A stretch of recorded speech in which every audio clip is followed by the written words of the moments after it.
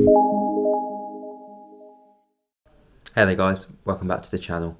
So today I want to make a quick video, a bit of a Q&A but also a bit of a celebration as well, as the Humble Horology channel has reached 100 subscribers.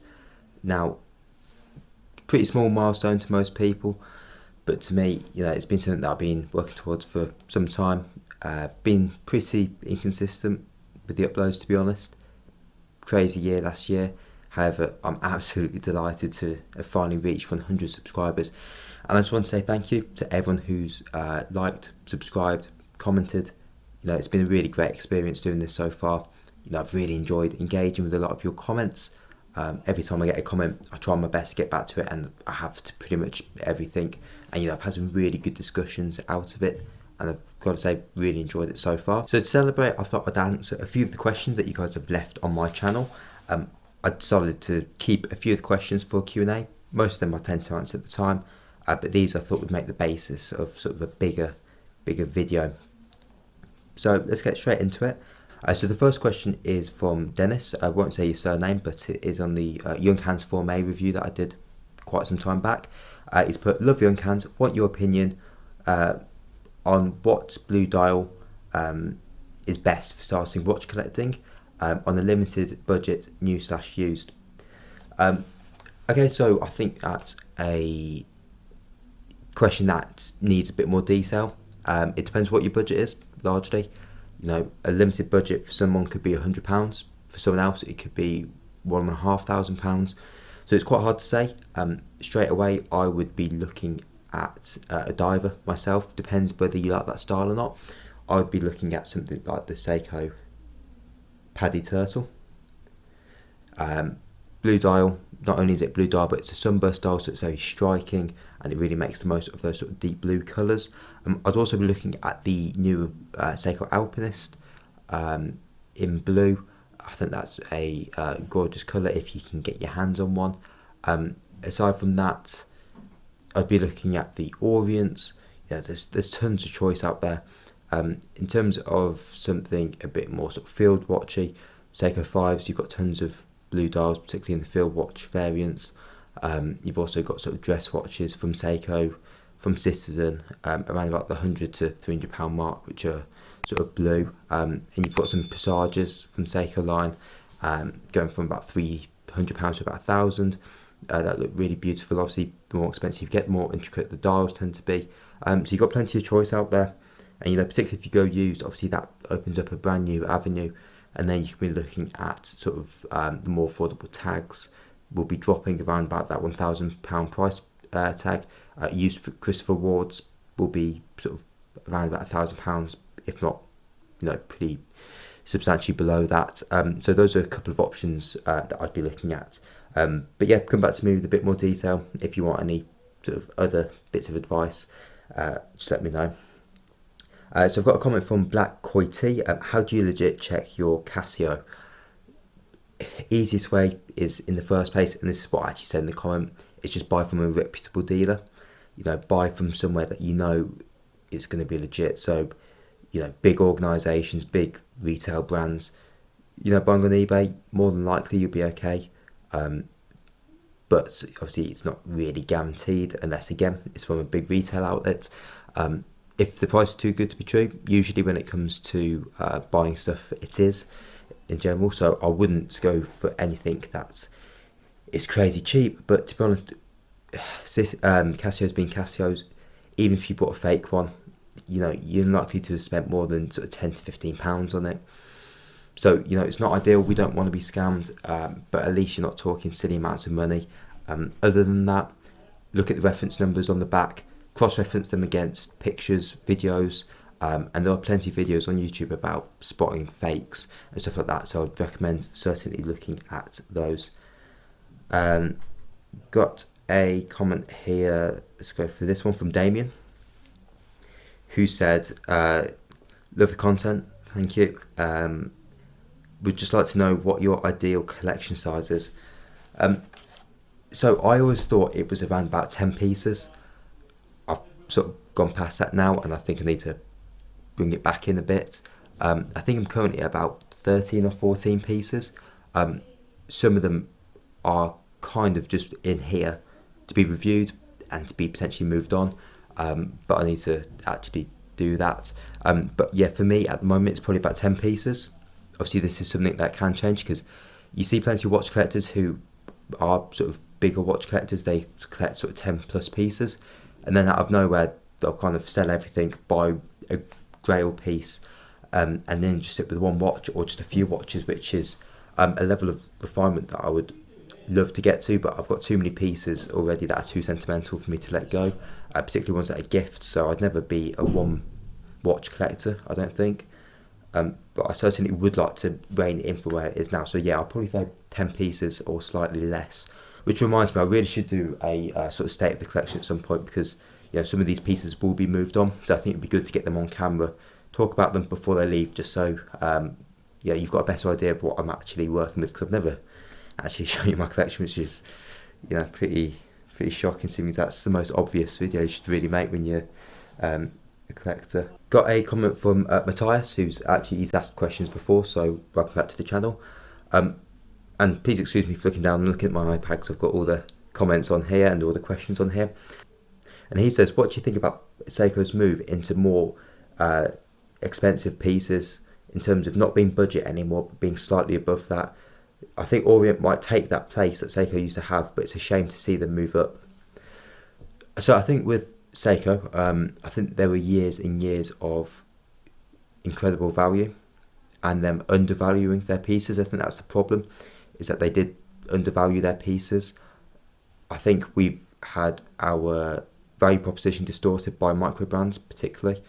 You look at a Seiko Turtle, for the same price you can get a watch with a ceramic bezel and sapphire, and to get that on a Turtle is twice the price of the Turtle that I've got, roughly, maybe slightly less. But we've got to remember that these brands, the micro brands, are using Seiko movements half the time.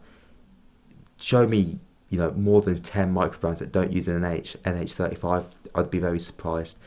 So we've got to say, whilst micro brands are doing a good job at sort of coming in at extremely low prices and give us great value propositions, they're able to do that because Seiko have made incredible movements like the 4R36 and here, but NH35 that they sell, which means that they can offer these really great affordable mechanical pieces. So yes, Seiko are going up in price, but they've also enabled all these new brands to come in and offer us great value. I think Seiko, considering the history, guarantee, I know the QC is a bit dodgy, but then the originality of these designs, I think it's worth it still. It is disappointing to see how much it's been hiked up, and arguably the increase in price doesn't represent the increase in resources and materials in terms of what we're getting as a consumer. However, I think if they'd priced themselves accordingly to begin with, it wouldn't be as shocking. But I do appreciate that for a lot of people, Seiko isn't that incredible bang for buck brand anymore. And Orient, I think, they are going to take that sort of spot, which is a clever move, because I know they operate independently, I'm pretty sure, but obviously they are part of Seiko Corp. So it's a smart move, because Seiko are really going to be able to dominate that entry-level market and also that sort of mid-market. And you've got to remember as well, because again, Grand Seiko do operate independently, but you had sort of Seiko here, all of this sort of mid-range, and then you had Grand Seiko. That's a big gap between their entry-level, so pretty much all their Seiko range, and then Grand Seiko over here. That's a massive market they weren't tapping into. Or they were tapping into, but in terms of price that they could explore. So personally, I'm all for these more expensive Seikos, as long as they're bringing us, innovation as well, which I think Seiko are smart enough to do so. So yeah, really great question. It's interesting to talk about, and we won't really know until sort of a few years' time whether it's been the right move. I think it probably has been, but yeah, we'll have to see about that. Just do one more question. I've got a couple more, but to be honest, I think I've covered them sort of in a couple of the other questions that were asked. So this is a question from Cobra, and they have said, what's your opinion about burnout during collecting, I should say, sorry. I haven't had this with watches yet, but I've collected things in the past, and I have eventually got burnt out and fallen out of love with the hobby.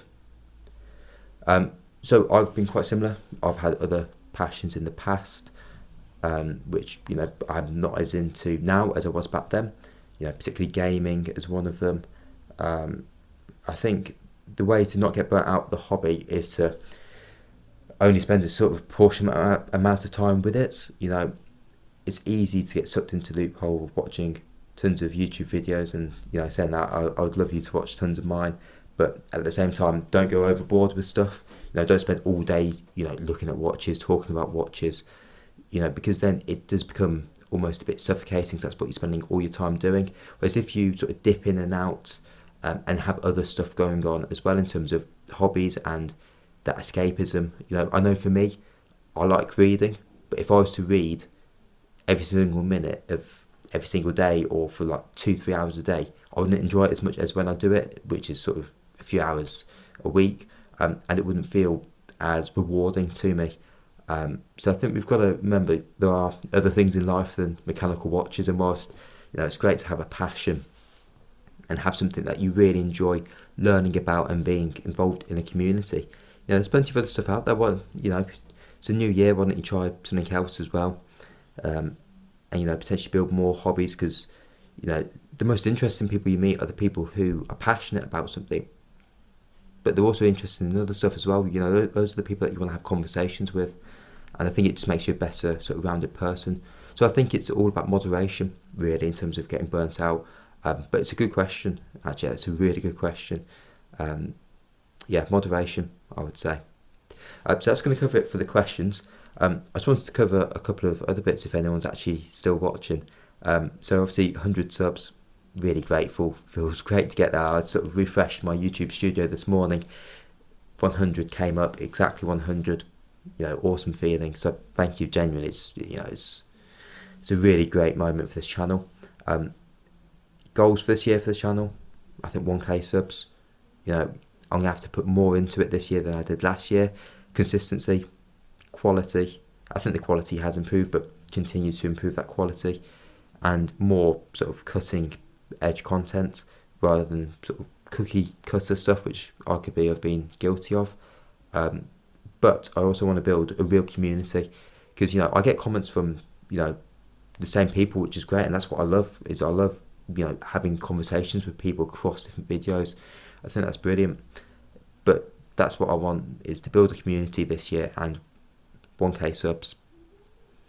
Not going to be easy, but I've got 11 months to do it, and you know, I'm happy with the progress we've made, and I know there's more we can do. You know, it's getting quite saturated, the watch YouTube space, but, you know, I don't think there's been a real dip in quality overall. So yeah, 1k subs, that's the aim. Hopefully we'll get there. At the moment, I'm just pardon the mess behind me, but I'm just editing my FOD watch review, so that should actually be out before this one. So if you haven't watched that, click onto it after this video. But yeah, let me know your thoughts and opinions. Leave any questions down below, because I'll be happy to do some more sort of Q&A bits, because I think they're actually really enjoyable. They're quite easy to do as well, but I enjoy doing them. So yeah, leave that down below. If you enjoyed the video, please feel free to like and comment. If you're new to the channel, feel free to subscribe. That'd be awesome. It helps us get towards that goal. And yeah, I want to thank you for watching if you made it this far. Appreciate all the support you gave me in the last year, and I'm hoping this year will be even better for the Humble Horology YouTube channel. Thank you very much, and I will see you in the next one.